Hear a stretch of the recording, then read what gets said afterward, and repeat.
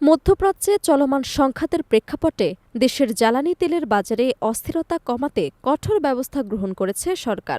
ঢাকাসহ সারা দেশের তেল পাম্পগুলোতে ভিড় বেড়ে যাওয়ায় বাংলাদেশ পেট্রোলিয়াম কর্পোরেশন শুক্রবার এক বিজ্ঞপ্তির মাধ্যমে যানবাহনে তেল বিক্রির সর্বোচ্চ সীমা নির্ধারণ করেছে। নতুন নির্দেশনা অনুযায়ী ফিলিং স্টেশন থেকে তেল নেওয়ার ক্ষেত্রে রসিদ বাধ্যতামূলক। আগের রসিদ দেখানো ছাড়া পুনরায় তেল দেওয়া হবে না। এছাড়া ব্যক্তিগত এবং গণপরিবহন চালকরা নির্ধারিত পরিমাণের বেশি তেল নিতে পারবেন না। দৈনিক সীমা নির্ধারণ করা হয়েছে। একটি মোটরসাইকেল সর্বোচ্চ ২ লিটার পেট্রোল বা অকটেন, ব্যক্তিগত গাড়ি ১০ লিটার, স্পোর্টস ইউটিলিটি ভেহিকল, এইচইউভি এবং মাইক্রোবাস ২০ থেকে ২৫ লিটার, পিকআপ ও লোকাল বাস ৭০ থেকে ৮০ লিটার, দূরপাল্লার বাস, কারভার্ড ভ্যান, কন্টেইনার ট্রাক ২০০ থেকে ২২০ লিটার তেল নিতে পারবে।